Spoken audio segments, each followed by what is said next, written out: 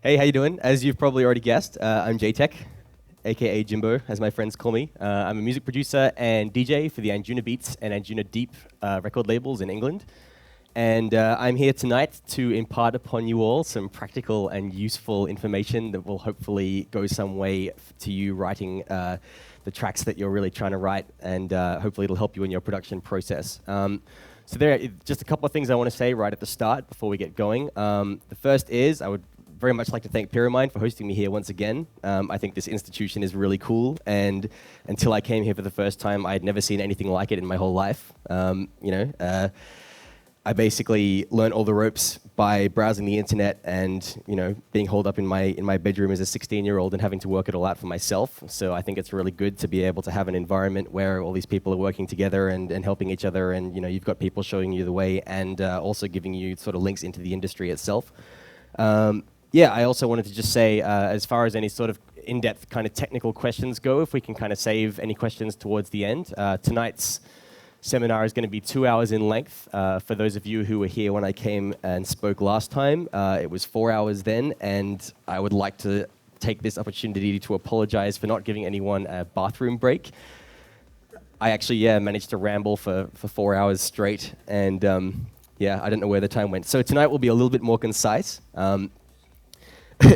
Pardon me. Basically, the topic and the main theme that I spoke about last time I was here was where people are going sort of awry or going off the rails with their production process, and basically the sorts of things that the kind of trouble that people are running into. So this time I'm going to expand on that a little bit, and I'm going to talk for the next 2 hours about different ways that you can sort of expand on your current production process, ways that you can audit your music, ways that you can look at what you've got and go into a little bit more detail and give it that extra 10%.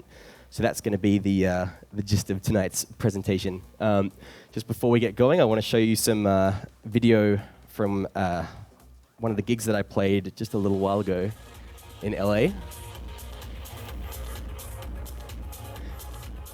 This party at the Hollywood Palladium was day number 1 of a tour that spanned over 30 cities across the USA and Canada over the course of 6 weeks in June and July. I was traveling with Above and Beyond, the trance outfit, on their Group Therapy World Tour.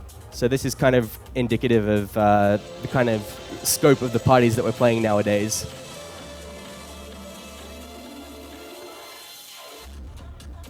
So I got into doing this kind of thing as a result of going to an all-night rave party, very much like this one, when I was 16 years old, and seeing Ferry Corsten play.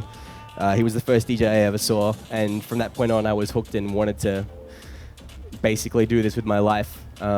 So I've spent the last sort of 10 years basically analyzing this kind of thing, this kind of music, and just trying to work out what makes it tick, what makes people, really go wild, that kind of thing. And so in order to get to this point and to be able to play in front of all these people and to put on a really good show, it basically comes down to having to be really sort of unique in the studio and being able to create your own musical signature that you can then take on the road and give to the world. So there's basically 2 sides to that whole story. These are the sort of the products that I've put out in the last couple of years. There's my album at the top left there on the Anjuna Deep label.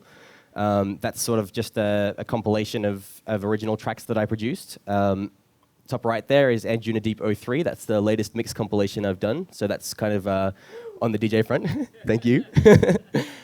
Number 4 is just starting to be in the works now, so keep your eyes peeled. Bottom left is kind of a very typical kind of release that I would put out on the Anjuna Deep label. I usually put out tracks, sort of 2 originals side by side, and those kind of releases are more aimed for DJs and club play and stuff like that, which obviously affects the way that you write things. Bottom right is Jaytech Music, my lovely radio show and podcast. About once a month, I mix together an hour of tunes and get a guest mixer in to do an hour mix, and I get on the microphone and I introduce the show and basically syndicate it throughout online radio and FM radio around the world, as well as a podcast through iTunes and SoundCloud. So that's just some of the stuff that I do. My style of music is melodic house music, and the general sort of thing I'm going for with my tracks is to be a bit more on the intelligent side. I want it to be a little bit deeper, and for me that's what the Anjuna Deep sound is all about, because I think dance music at the EDM scene in the last sort of decade, it has become sort of very watered down, and it's often very, very simplistic music, which is great and fun to dance to, but I like there to be a deeper side to it as well. I'm also a label A&R, which is artist and repertoire, which means basically we go through up to 200 tracks a week at the label, and basically, yeah, filter things down and go through all these tracks and basically find what's going to be our release schedule for the next 6 months or a year or something like that. So yeah, it's a lot of work. Not only do I have to sort of scrutinize my own work as much as I can and get as much feedback and as many perspectives as I can, but I've also got to analyze a lot of other people's tracks as well. So in the process, I've got to the point where I can listen to a track now and I can sort of pretty quickly hear ways that it could be improved. And so, having just naturally had so much experience in that kind of field in my day-to-day life, I thought it would be kind of cool to just put together a little presentation tonight about just ways that you can improve your music and get it noticed a bit more and things like that. So, yeah. In addition to all these, I've got album number 2 underway, which is getting pretty close to completion now. It's going to have more vocal stuff than I've ever worked on before, which is a new frontier for me, because growing up, I never really did much vocal recording, and I didn't really want to have any vocal tracks out there until I got to the point where I could do a good job of it. So that's been a long road as well. So I'm going to play you some stuff that I'm working on at the moment, just so you can hear where I'm at.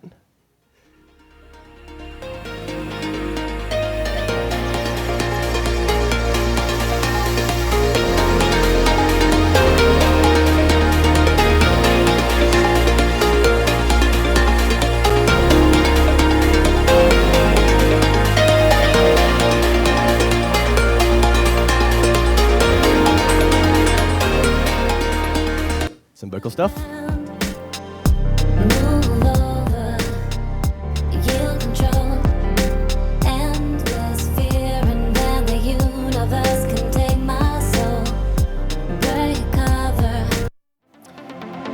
And some more clubby stuff.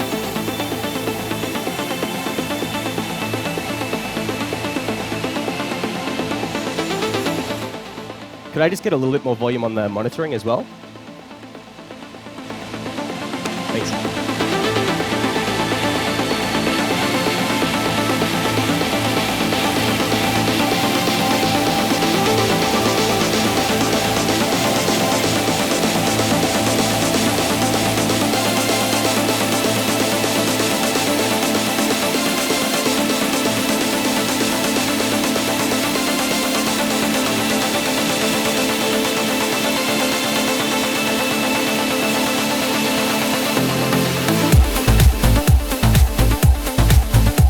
Some chunky festival prog coming out later this year.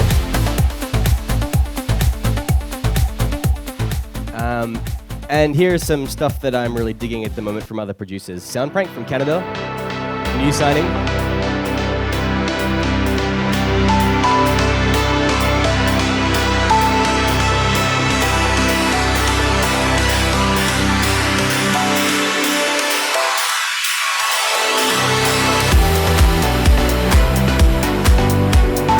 Pretty much everywhere I've played this tune, everyone's just heads exploded.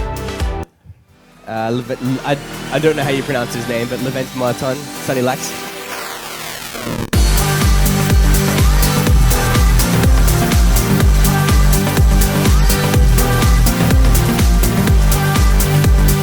And of course, Anjuna Beats wizard Matt Zoe. This is remix is just done of Above and Beyond for their new album.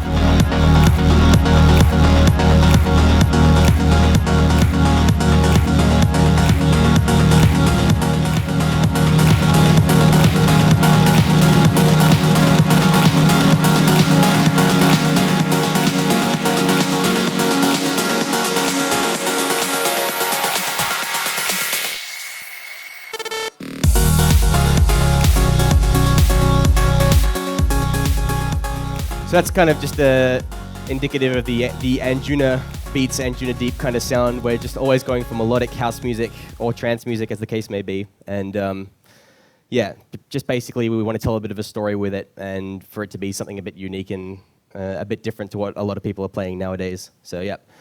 So yeah, just to sort of go over what we're going to cover tonight, I'm going to go through a few different approaches that I've sort of discovered to music writing in the last little while that's helped me write what I want to write. I found after I finished my first album, having sent this big message to the world and said what I want to say, going from there and working out what I wanted to write next was actually quite difficult. And so yeah, in the process, I experimented with lots of different ways of writing music, and I came up with a few cool little recipes, which I will share with you tonight. Yeah, I'd like to sort of show you how your approach to music affects like the outcome, and basically, yeah, analyzing your track and improving it. So I'm going to walk you through a few techniques to kind of audit your own sound and work out where you can make things better. Bringing sonic quality and an identity to your music, and that's basically just making your music sound as much like you as you can, and putting some sort of color and individuality into it.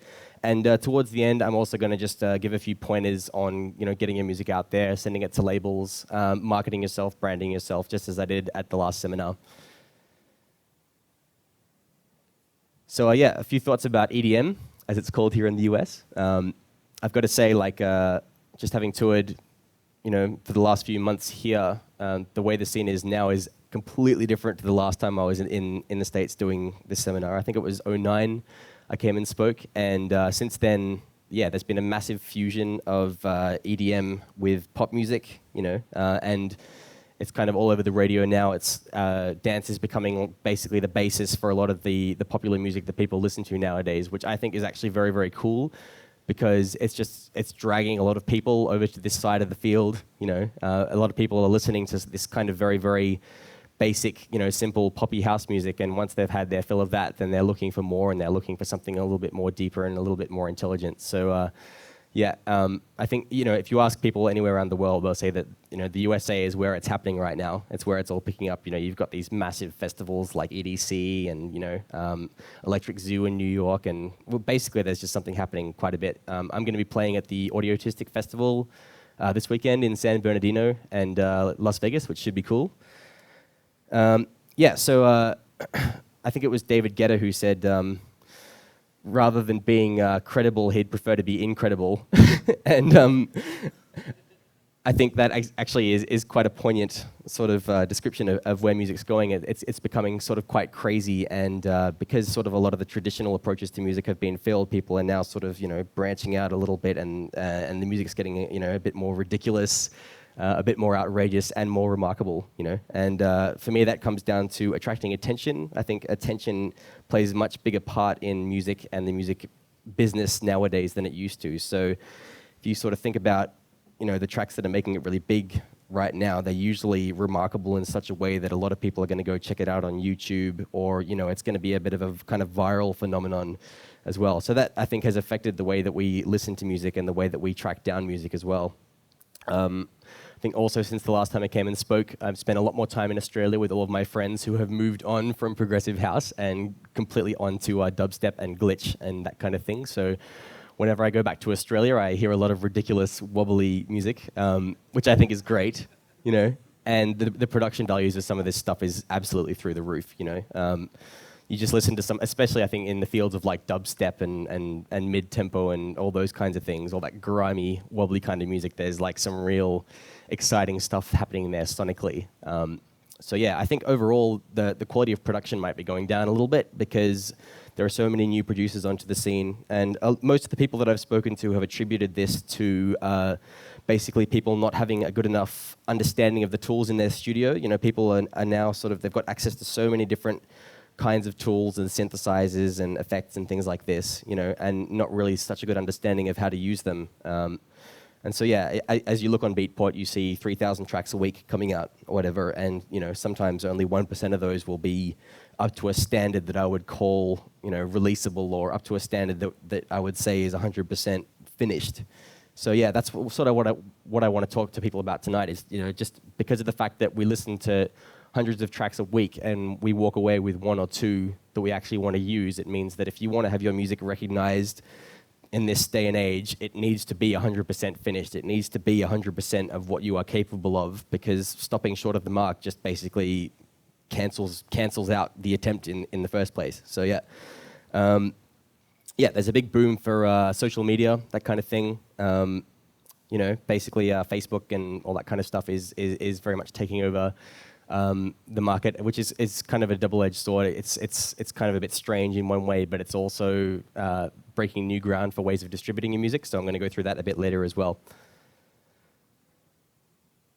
So yeah, just to recap, yeah, an innovative approach to composition. Basically, I want people to kind of move away from the idea of just having to come up with like a kick drum and then come up with a snare and then come up with a hi-hat until you have a completed track, you know.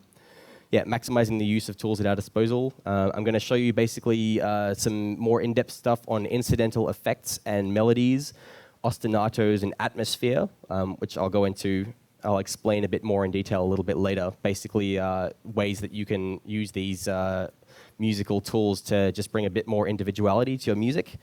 Yeah, and just as far as yeah, good attention, right? Okay, yeah, and that's basically, you know, as I was saying before, you know, this attention is now such an important commodity in music. But I think it's better to have the kind of attention where people are noticing you because of the quality of your work. You know, if you can be remarkable and attract people's attention, have something that's clear and simple and catchy, as well as just being really, really valid and good. I think that's the kind of thing that's going to go down in history.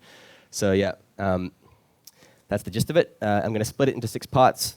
Clarify, simplify, add character, sonic treatment, mix down in comparison, and auditing and improving, which sounds like a bit of a mouthful, but yeah, I think once we break it down a little bit, it'll make a bit more sense. So